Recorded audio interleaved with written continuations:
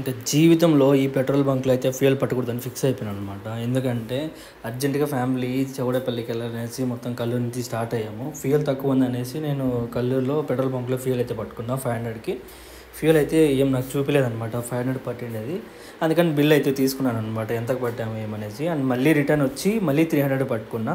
వాటికి నాకు పాయింట్ అయితే చూపించలేదు. ఇప్పుడు కూడా అలాగే 15 కిలోమీటర్స్ వచ్చిన తర్వాత కూడా నాకు అయితే పాయింట్ లేదనమాట. అండ్ అలాగే నేను చూసుకొని రిటర్న్ వచ్చేటప్పుడు ఫ్యూయల్ అయిపోయి ఆగిపోయిందనమాట.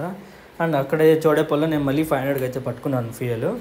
అక్కడ పట్టుకుని నేను మళ్ళీ చౌడేపల్లి నుంచి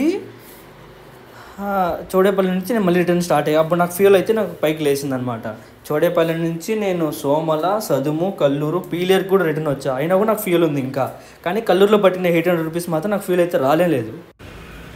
నేను ఇంటికి వచ్చాక కూడా ఫ్యూయల్ అయితే అంత ఉందన్నమాట. అది ఎక్కడ చౌడేపల్లిలో పట్టుకుని పీలేరుకి అయితే రిటర్న్ వచ్చా, అయినా కూడా ఫ్యూయల్ అంత ఉంది. కానీ వాడు పట్టిన 800 ఫ్యూయల్ అయితే నాకైతే రాలేదు. ఇలాంటి వాళ్ళని ఏం చేయాలో ఇప్పుడైతే మీరు కామెంట్లు అయితే చెప్పండి, వాళ్ళని అయితే చూసుకుందాం ఇలా ఏం చేయాలి అనేసి.